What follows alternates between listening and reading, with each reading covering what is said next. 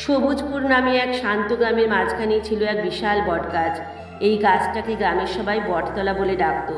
বটতলার নিচে সবসময় হাসি খুশি দেখা যেত তিন বন্ধুকে, নীল, রিমি আর শুভ।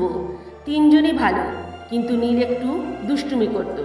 রিমি সবসময় চিন্তাশীল, আর শুভ ছিল খুব শান্ত, ভদ্র ও বুদ্ধিমান। তিন বন্ধু প্রতিদিন দুপুরে এসে বটতলায় বসতো। সেখানে নীল পাতার বাঁশি বাজাতো, রিমি গল্প বলতো, আর শুভ খাবার ছিটিয়ে দিত পাখিদের জন্য। ধীরে ধীরে বটতলা হয়ে উঠল ছোটদের আড্ডাখানা আর পাখিদের নিরাপদ জায়গা। পাখিরা তিন বন্ধুকে দেখে চিঁচি করে গান শুরু করত। একদিন গ্রামের মেলা থেকে নীল একটি চকচকে খেলনা ড্রোন দেখলো। দাম এত বেশি যে নীল তা কিনতে পারল না, কিন্তু তার মন সেটা পেতেই চাইল।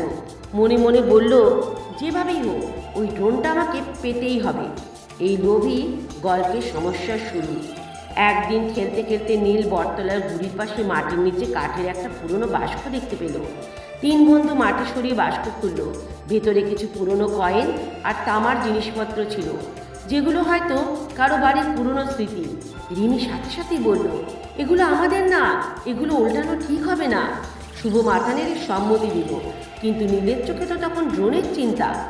নীল বলল, শোনো, এগুলো বিক্রি করলেই ড্রোন কেনা যাবে, কারো তো ক্ষতি করছি না আমরা।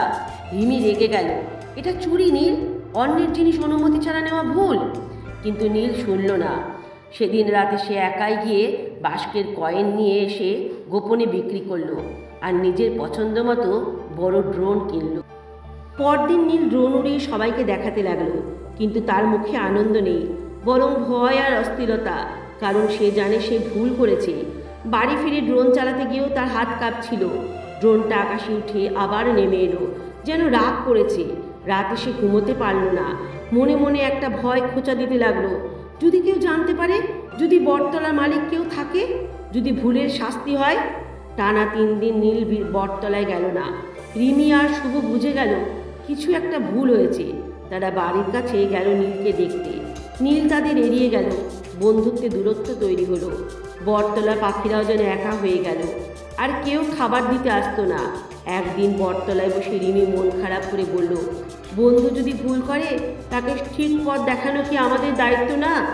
শুভ গভীরভাবে মাথা নেড়ে বলল, চলো নীলের কাছে যাই, ভুল করলে ঠিক পথ দেখানোই বন্ধুত্ব।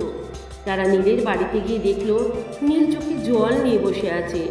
নীল ড্রোনটা হাতে নিয়ে কাঁপা গলায় বলল, আমি খুব বড় ভুল করেছি, আমি জানি। রিমি কোমল গলায় বলল, ভুল সবাই করে, কিন্তু স্বীকার করতে সাহস লাগে। শুভ বলল, চলো বাস্কটা যেখানে ছিল সেখানে ফেরত রাখি। নীল দরজা বন্ধ করে 3 জন বটতলায় এলো। নীল সেই ড্রোনটা নিয়ে এলো। আমি এটা রাখবো না, সে বলল। 3 জন মাটি খুঁড়ে বাস্কের কয়েনগুলো আবার ভেতরে রাখলো। নীল ড্রোনটা গাছের নিচে রেখে বলল, যে জিনিস অন্যায়ভাবে পাওয়া তা রাখলে শান্তি পাওয়া যায় না। কয়েকদিন পর গ্রামের এক বৃদ্ধা বটতলায় এসে থামলেন। তিনি বললেন, এই জায়গায় আমার দাদুর স্মৃতিটুকু পুঁতে রেখেছিলাম, বহু বছর ধরে খুঁজছিলাম, আজ হঠাৎ আবার দেখে পেলাম। বৃদ্ধার চোখে জল। তিনি বাস্ক খুলে দেখলেন সব ঠিকঠাক আছে। 3 বন্ধু একে অপরের দিকে তাকালো। সত্যি ফেরত দেওয়ার সিদ্ধান্তটাই ছিল সঠিক। বৃদ্ধা 3 বন্ধুর দিকে তাকিয়ে হাসলেন, তোমরা 3 জনই প্রকৃত মানুষ, ভুল করলে ঠিক করেছো, এই দুনিয়ায় এর চেয়ে দামি গুণ আর নেই। তিনি তাদের আশীর্বাদ করলেন। বটতলার পাখিরাও যেন নতুন করে খুশিতে গান ধরল। এর থেকে আমরা শিখতে পেলাম, লোভ মানুষকে ভুল পথে নিয়ে যায়, কিন্তু ভুল বুঝে ঠিক করে নেওয়ার মধ্যে সত্যিকারের মানুষ হওয়া। অন্যের জিনিস কখনো লোভে নিয়ে নেওয়া যাবে না। সত্যকে স্বীকার করার মধ্যে বড় সাহস আছে। বন্ধুত্ব মানে শুধু খেলা নয়, ভুল হলে পথ দেখানো। সৎ কাজের ফল সবসময় শান্তি দেয়।